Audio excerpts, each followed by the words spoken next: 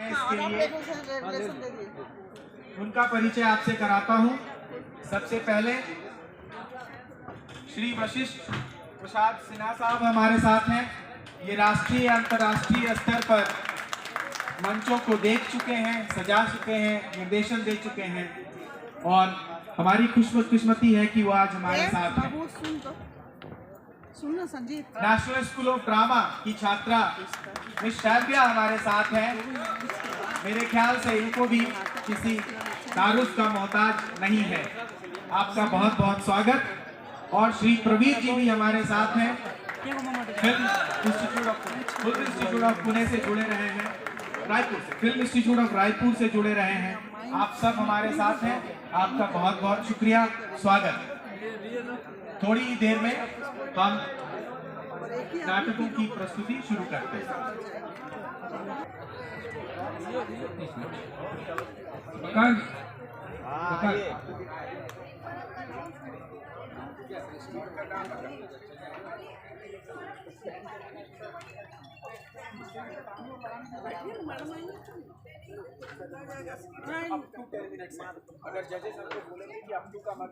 अपना परफॉर्मेंस के लिए, तो उसके बाद हटाने और लगाने का जो सेटअप लगाना है वो करार के साथ गुरु नानक कॉलेज धनबाद। और टाइम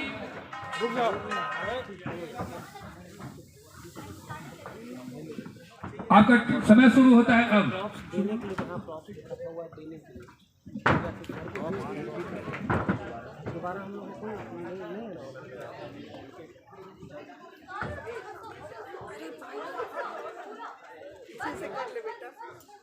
तुम्हारा कुर्सी नहीं कुर्सी ले।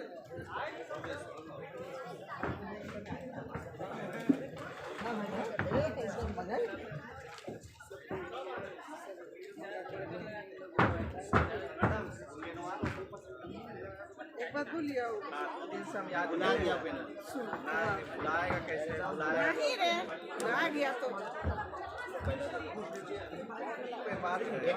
खरीद लिया। बेटा है खाली आज लिए खरीद लिए, गाड़ी का अरे रखिए भाई,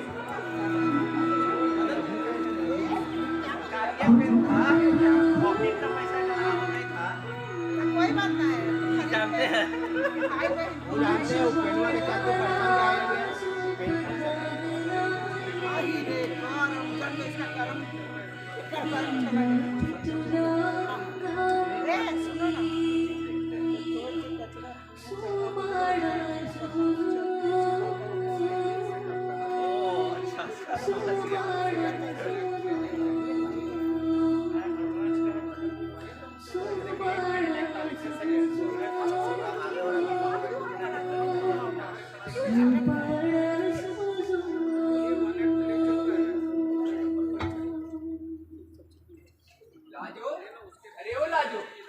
बहुत जोरों की भूख लगी है, जल्दी से खाना लगा दे। जी अभी आई। तब तक मैं हाथ मुंह धो लेता हूँ।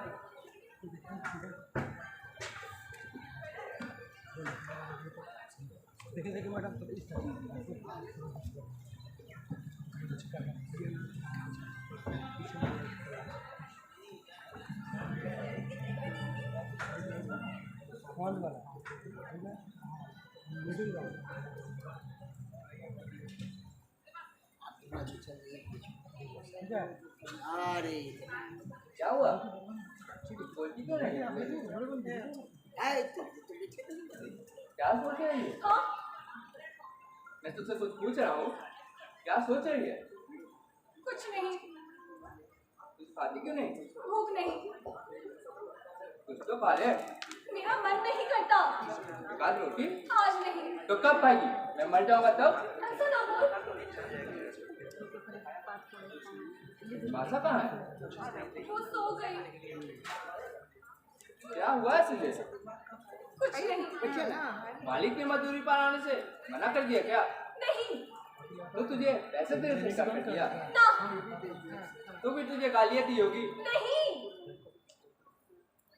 तुझे मारा पीटा? ना। तो घर पर राशन खत्म हो गया क्या? नहीं, ऐसी कोई बात नहीं है। नहीं, थक गई इस जीवन से? ऐसा ना बोल। तो फिर कुछ तो बोलो, क्या हुआ है तुझे? तू समझ पाएगा, अगर तू समझाएगी, तू औरत बन पाएगा, अगर तू बनाएगी, तू माँ बन पाएगा। अगर तू, माँ बनने से आसान है ईश्वर बनना। मुझे तो कुछ समझ में नहीं आ रहा, आखिर बात क्या है? आज तो उनको आधी छुट्टी मिलेगा तो वो निमासा, स्कूल चले जाएंगे। हाँ, वो तो सो गई है ना। मुझे भी मालूम है। तो फिर निमासा बच्ची नहीं रही, मतलब निमासा बड़ी हो चुकी है। यानी कल बीते हुए दिन से निमासा, क्या हुआ है मेरी बच्ची को? कुछ तो बोलो। कल से निमासा रजस्वला हुई है। तो आपका नंबर दे अब? दीजिए, बोल। अब क्या, रिवाज के अनुसार खर्च करना पड़ेगा। 5 दिन पूरे होने पर स्नान करवाकर नए वस्त्र पहनाकर देवी माँ के मंदिर ले जाना होगा। और देवी माँ जितना आदेश करेगी उतना धन दान करना पड़ेगा। घर पे पैसे कितने हैं? बहुत कम। अच्छा, तो तुम्हें पैसों की चिंता खाई जा रही है। चिंता सिर्फ पैसों की नहीं है, उससे बड़ी एक और चिंता है। वो क्या? निमासा बच्ची नहीं रही। हाँ हाँ, वो तो मैं भी समझता हूँ।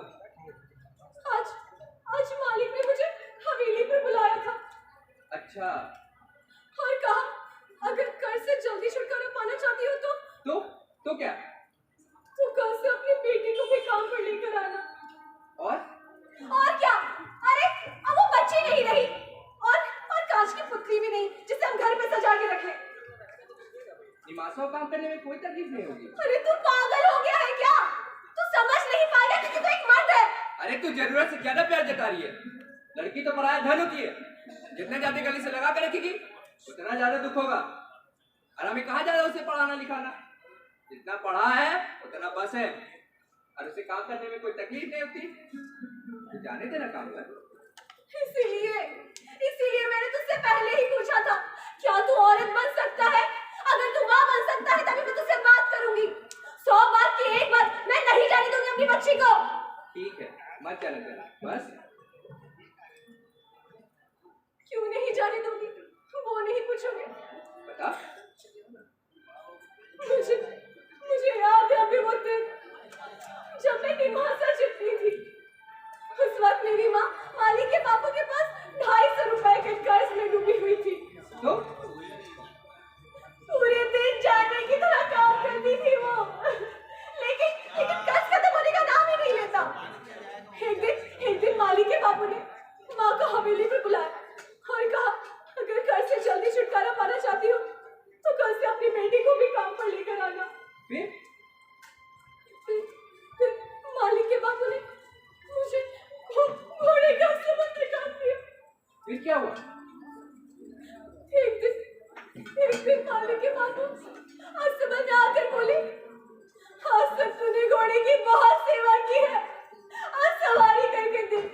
मैंने कहा अस्तबल में काम करना हमारे काम नहीं, और ऊपर से मैं तो औरत जाऊं, मैं कैसे? लेकिन वो नहीं माने, उन्होंने मुझे उठाकर घोड़े पर बैठा दिया और खुद भी पीछे बैठ गए। मैं मौत को पहचान चुकी थी, मैं डर गई थी। मैं डर के मारे मालिक के बापू से लिपट गई और घोड़ा अचानक ही रुक गया। मैंने नीचे उतर कर देखा तो वहाँ मालिक के बापू नहीं थे वो। तो कौन था? घोड़े पर सवार था एक वासना से भरा हुआ राक्षस। एक गरीब नादान लड़की मैं कुछ सोच सकूं, समझ सकूं, उससे पहले वो मुझ पर टूट पड़े। अमानिया से भरे उस राक्षस ने एक गरीब घर की पुतली को तोड़ डाला, फोड़ डाला, मरोड़ डाला।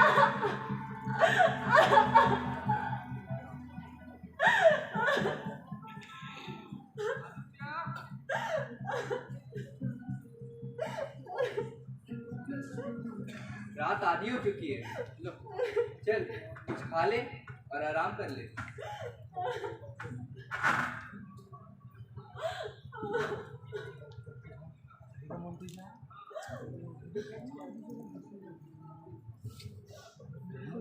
ले कुछ खा ले।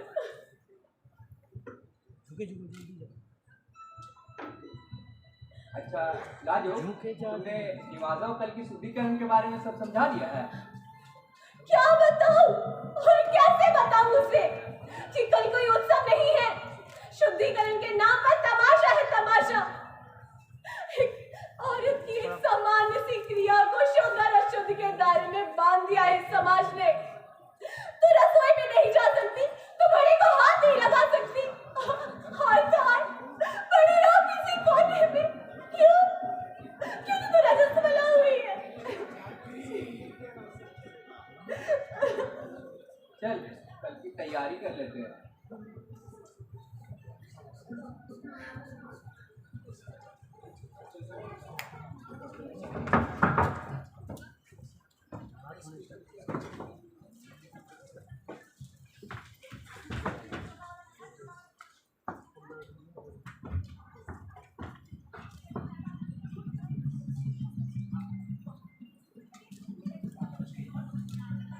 वीर कामसू की जय हो, जय हो।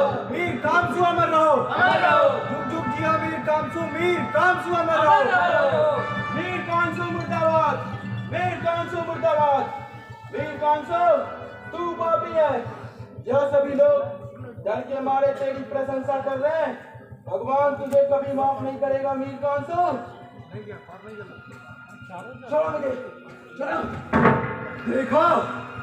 देखा आप लोगों ने, अरे हम आप लोगों का कितना ख्याल रखते हैं। इस गांव की भलाई के लिए हमने आज तक क्या क्या नहीं किया, लेकिन कुछ लोग हमारी भावनाओं को समझ नहीं पा रहे, और इन्हीं के कारण हमारे गांव में सूखा और अकाल जैसा संकट आ रहा है।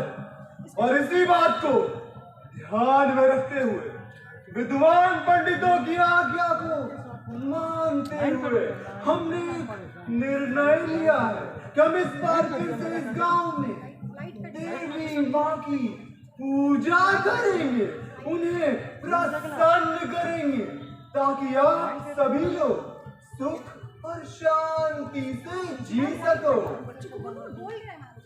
सभा समाप्त हुई। वीर कामसू की जय हो, जय हो। वीर कामसू अमर रहो, अमर रहो। जुग जुग जियो वीर कामसू अमर रहो। छोड़ो मुझे, मरेगा तू वीर कामसू। कौन मारेगा मुझे? मैं मारूंगा तुझे। तू मारेगा? तू?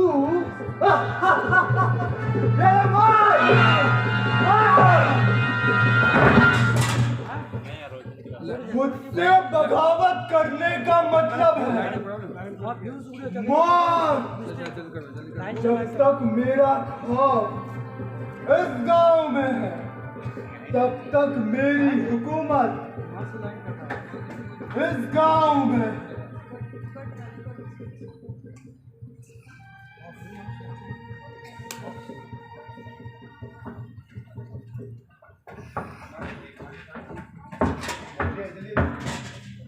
हेलो, हम लोग को इधर लाइन नहीं आ रहा है, देखो तो फ्यूज उड़ा वहाँ से, देखो लाइन नहीं है, मेरा बोर्ड में लाइन नहीं आ रहा,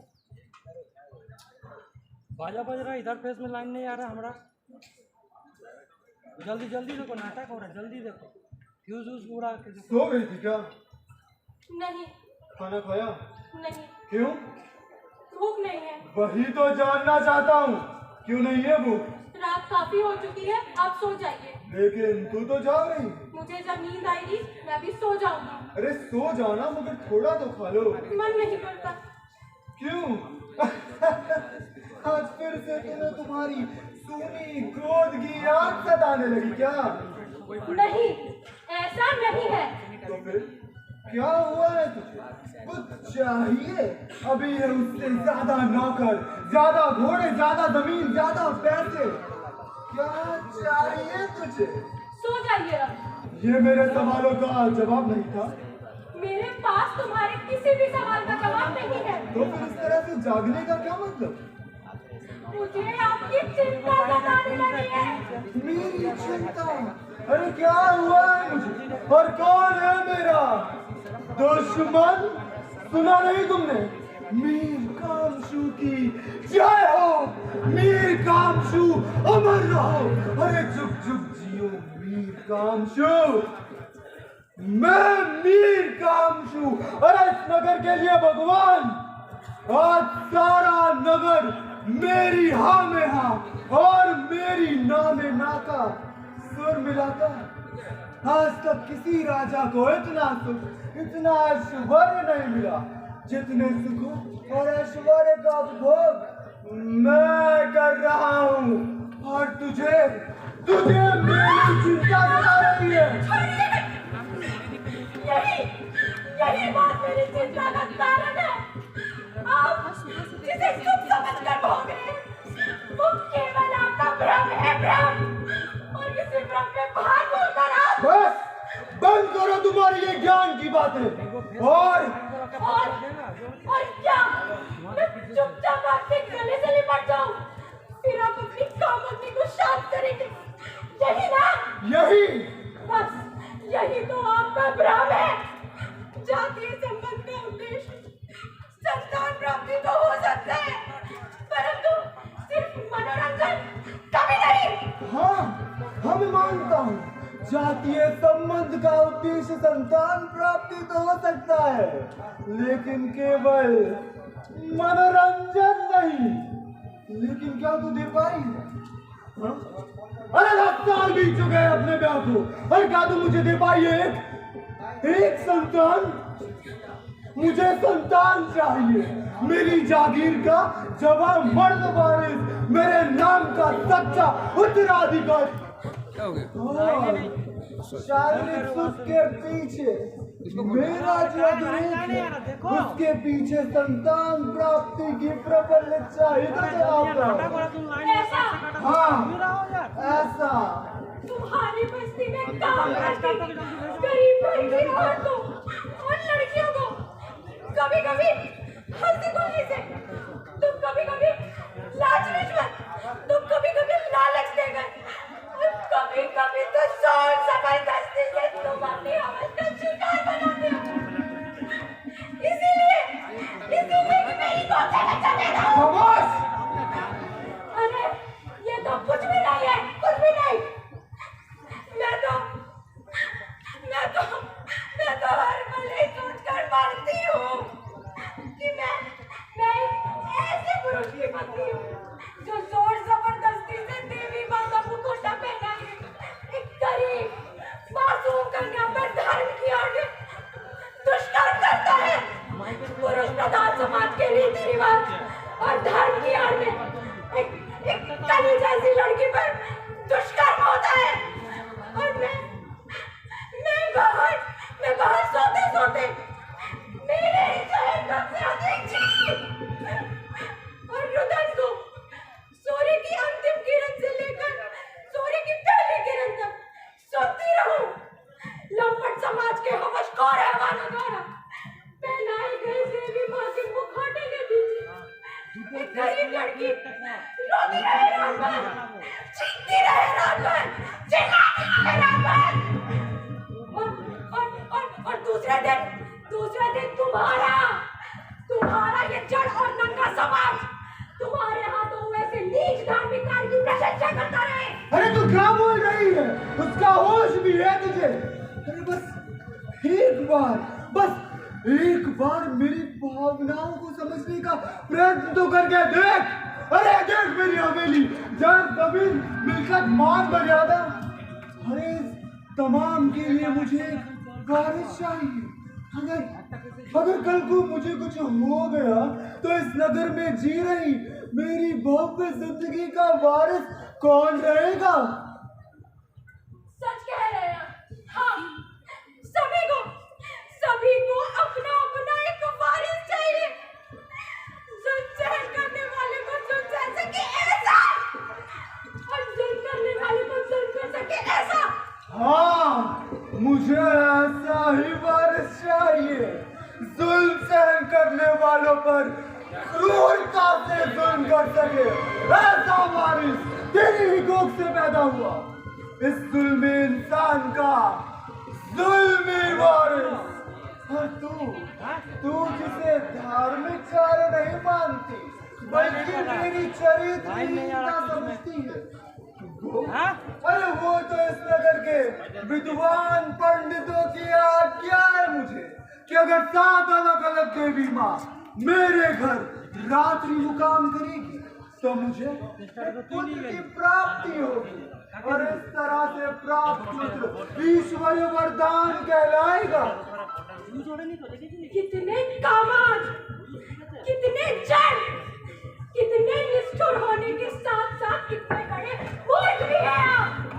तुम्हारे मुख से निकला हुआ ईश्वर शब्द एक कलंक जैसा लगता है और तुम्हें ऐसा दुष्कृत्य करने का आदेश देने वाले तुम्हारे ये विद्वान पंडित भी जरूर किसी धर्म की आड़ में हुए लाचार से ही पैदा हुए होंगे। अरे तो क्या बोल रही है?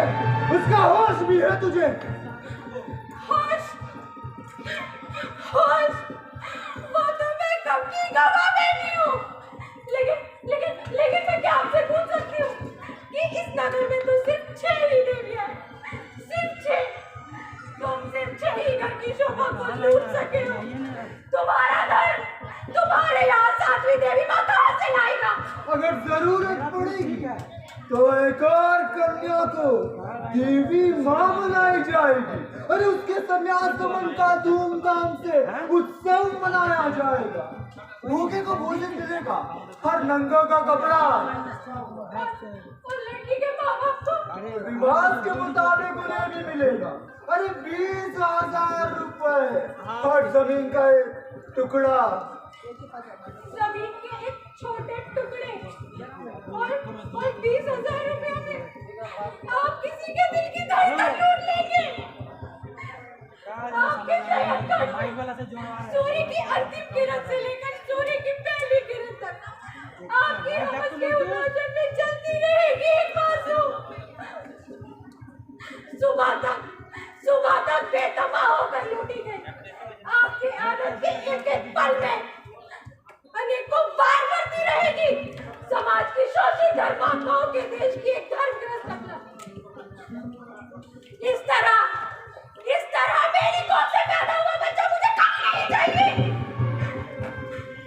याद रखना वीर कामसु, मैं तुम्हारी पहली मुराद पर पानी फेर दूंगी। मैं तुम्हें कभी सफल नहीं होने दूंगी, कभी नहीं। खामोश!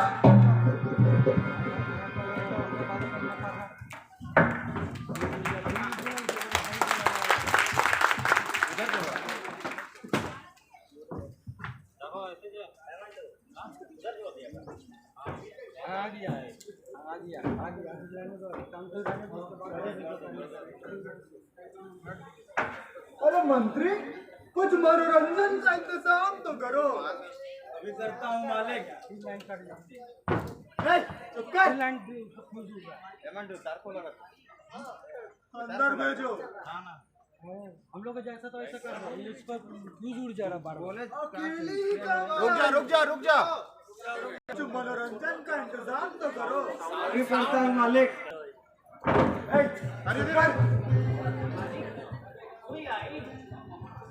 अंदर भेजो। अकेली काम पे आई हो? श्री मालिक, क्यों मेरा कर्ज नहीं चुकाना चाहती? ऐसा कब कहा? एक पैसे चुका देंगे। कब? मैं भर जाऊंगा तब? ऐसा मत बोलिए, आप भी तो हमारे अन्नदाता हो।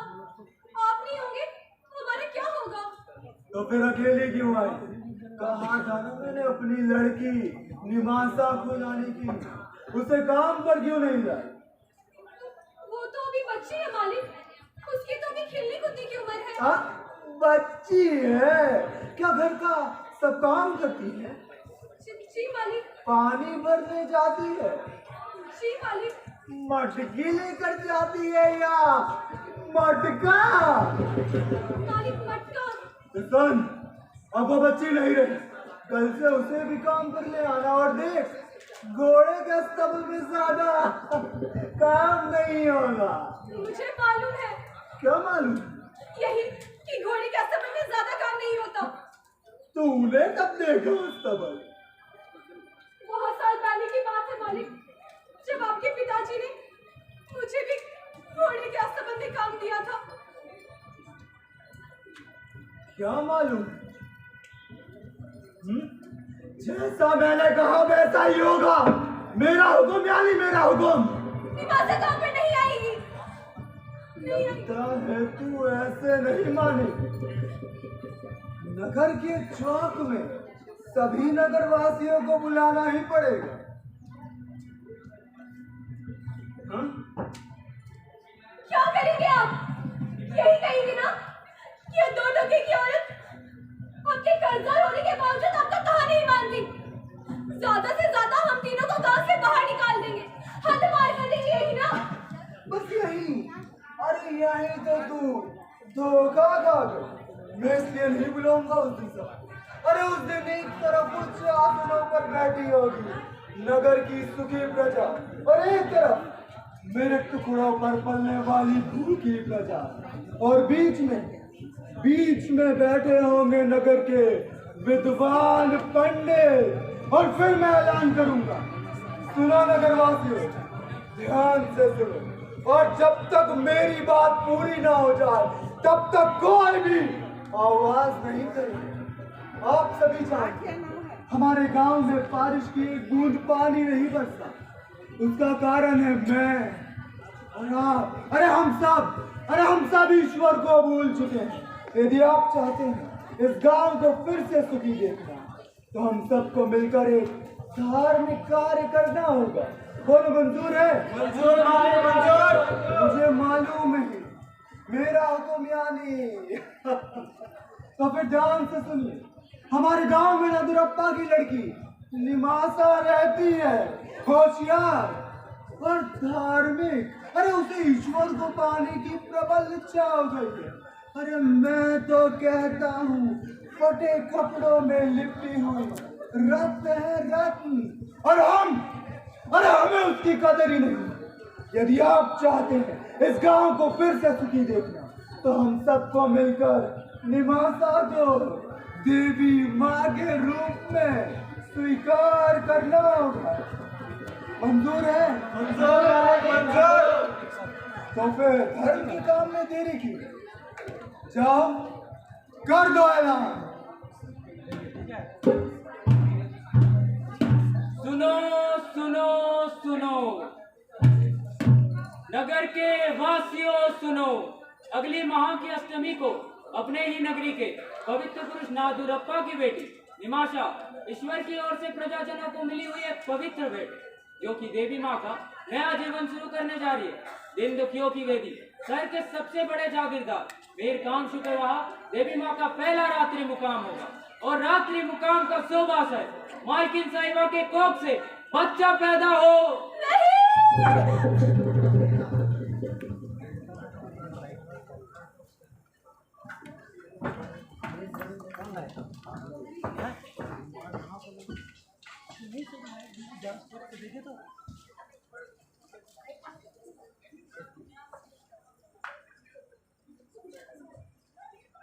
लाजो, अरे ओ लाजो, लाजो, मालकिन साहिबा, आप यहाँ? मन बहुत बेचैन हो रहा था, खुद को रोक नहीं सकी यहाँ आने से। बहुत छिपते छिपाते आई। अच्छा अपना पल्लू तो दिखाओ। जा, ले जा अपनी बच्ची को यहाँ से कहीं दूर, जहाँ मीर कामशु जैसे राक्षस का साया भी ना पड़े निवासा पर। आई, ये कौन है आई? कितनी प्यारी बच्ची है।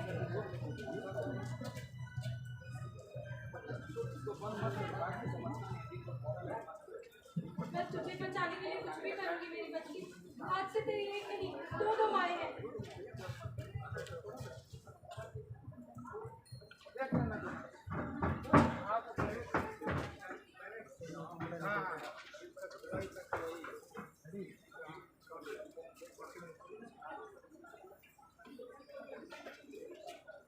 क्या सोच रही है? कुछ नहीं, बस सांसें चल रही है, जी रही हूँ जिंदा लाश की तरह। ऐसा ना बोल, हम कर भी क्या सकते हैं? हम बहुत कुछ कर सकते हैं। चल, मैं तो निवासा। भाग जाए यही ना? धीरे बोल, मारों के भी काम होते हैं। कहाँ? अरे चले जाइए यहाँ से कहीं दूर किसी ऐसी जगह जहाँ प्रजा के लोगों का प्यासा राजा ना हो और राजा को खुश करने वाली प्रजा ना हो।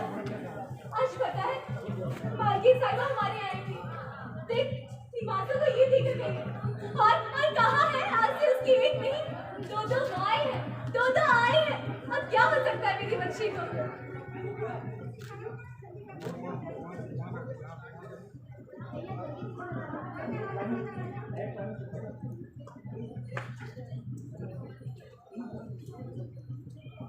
कहाँ से आ रही हो? आखिर तुमने मेरी आज्ञा का पालन नहीं किया। और तुम जानती हो जब एक पत्नी अपने पति की आज्ञा का पालन नहीं करती तो वो दंड की बात नहीं करती। परंतु मैं तुम्हें दंड कैसे दे सकता? तुम तो मेरी अर्धांगिनी, इसीलिए मैं तुम्हें मुक्ति देता हूँ।